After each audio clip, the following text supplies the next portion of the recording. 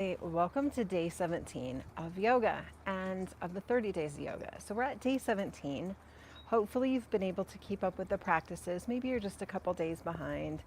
But I wanted to take today to give our bodies a break and talk a little bit about what yoga really is and what it isn't. And so doing the 30 days of yoga together is very asana based. We are going through movements, we are creating sequences, we're using props, we're doing all of the things related to our physical form as part of the practice, which is important, yes. But I want you to think of yoga as a bicycle wheel. And on that bicycle wheel, there are 8 spokes. Only one of those spokes of the wheel of yoga has anything to do with our physical form.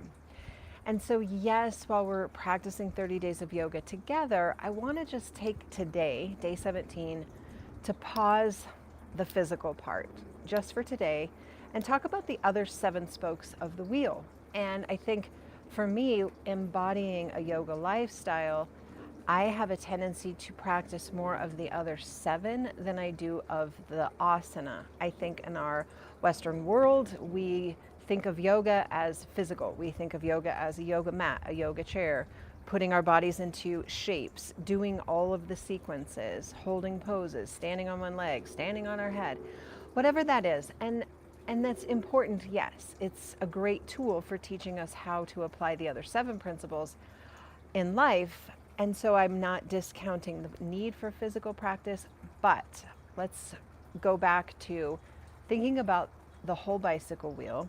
Now, the first spoke is the yamas, and that is the ways in which we interact with other people. So we go to that non-harming place, ahimsa. There's many, whoa, sorry, there's many yamas. There's, I think, 5 or 6 yamas. And so yamas are how we interact with each other. How do we get along in the world? And then we have the niyamas, which is how do we interact with ourselves? Like, what thoughts do we have about ourselves? How do we care for ourselves? Do we eat clean foods? Do we have clean environment? Do we have clean thoughts? There's several, 5, 6 niyamas. And then we have asana, which we've done for 16 days together.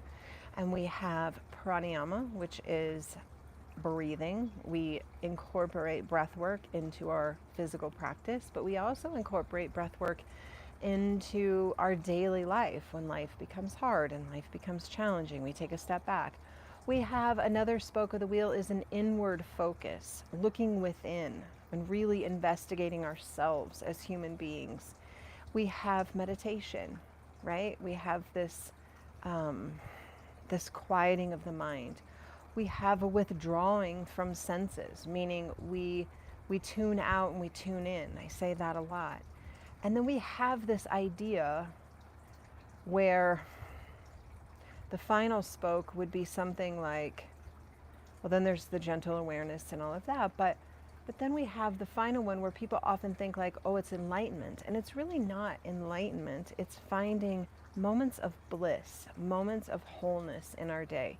So let's go back to the asana, or the physical part. If we are in a pose and we're in a class with other people and our thoughts go to judgment for others in the class, oh, they're not doing it right, or look how whatever they are, then we are immediately violating one of those principles. If we're in a yoga pose and it's difficult or challenging for us and we have negative thoughts about ourselves, we compare ourselves, we compete with others, then we're in that place where we're not being kind to ourselves, or we push our body beyond its limits in that competitive sense, or the need to achieve, which is why I remind you that nothing falls from the sky if you touch your toes, that it's really your relationship to yourself, and are you honoring yourself, which is why I'm a believer in props. You know, I can't touch the floor anymore, but I can touch a chair and I can still get the benefit of the pose. When we're in the asana, the physical pose, are we aligned? Are we creating a shape that nurtures the body in a safe way? Because that's going to transfer to our thoughts, our words, and our actions. Are they aligned with the person we want to be? tuning out the world for a while and coming into a quiet space daily, just to tune out our thoughts, to tune out television, to tune out the opinions of others, and really go inward is such a gift. And we do that when we're in a yoga practice by quieting down, turning inward, looking at our heart, and thinking about, what am I doing here in this shape? Am I present? Am I breathing? Remember, that's one of the spokes, the breathing. And then in all of that, the gentle awareness, the mindfulness part of meditation, the stillness in a yoga pose, all of this on the mat. Are we finding moments of bliss, moments of wholeness? And remember that the time that we spend in our yoga chair or on a yoga mat is really ideally incorporating those 8 spokes of the wheel as we move through the shapes known as asana. Are we being kind to ourselves? Are we being kind to others? Are we breathing? Are we stilling the mind? Are we looking inward? Are we finding a gentle awareness? Are we finding wholeness? Are we finding a moment of bliss? And then we practice that. That's what I love about this, is that yoga is truly called a practice, because it's helping us practice for life. Because when we roll up our yoga mat, we are definitely not done. When we roll up our yoga mat is when the true work begins. Can we roll up our yoga mat or put our chair away and still have an inward gaze, a quieting of the mind, an honorable way in which we think about ourselves and others, an order in which we conduct ourselves in our lives, an honoring of self through acts of cleanliness in our actions and in our thoughts. It's not an exercise, and I have said for many, many years that if I ever teach exercise only, it is time for me to be done. That's not what I want to teach. I can certainly teach you how to get your body in certain shapes where you might feel the sensation in the shape, but ultimately I would rather invite you to open up a door to see all the other aspects to yoga and the lifestyle that you can live following these guidelines and principles. And these guidelines and principles is nothing crazy. It's nothing woo-woo. It's nothing outlandish. It's not a religion. It's not anything that the preconceived notion sometimes can be about yoga. It's being kind. It's being compassionate. It's being present. It's listening to ourselves and others. It's all of the things of becoming the best version of ourselves we can be. And we do that self-discovery and transformation through physical part of yoga known as asana. That's the simplest way I can say it. Yoga is not exercise. It is not religion. It is not touching your toes. It's not performance. It's not acrobatics. It's not looking great in yoga clothes. It's none of that. It's transforming and becoming the best version of yourself by following the guidelines and principles that the masters laid out thousands of years ago to simply live a good life. Be kind to yourself. Be kind to others. Step back from the chaos. Look within. Breathe. Be mindful. Feel your body move in a certain way and find moments of wholeness. It's really that simple. So I want you to chew on that today. No practice today. Maybe catch up with the first 16 days.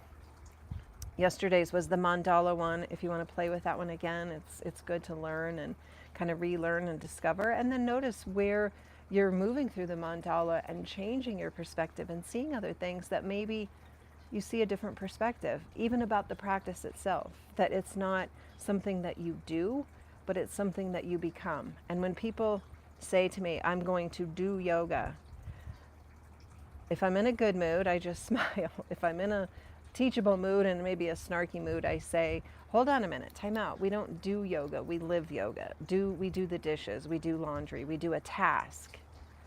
We experience yoga, we become yoga. Remember, the definition of yoga is union. It is not bend your body into a pretzel. It is union with the self, the true self. And we find that true self through movement, through breath, through stepping back out of the nonsense and into the wholeness that we are.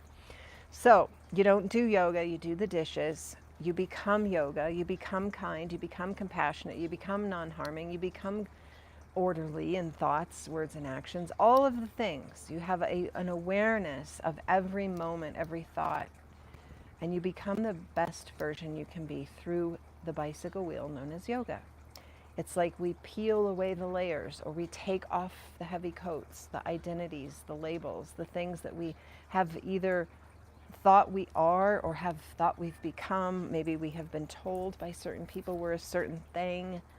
We have a label attached to us. Those all come off through this practice of yoga. They all peel away to find the truest self. And the truest self really has no need to stand on your head and touch your toes.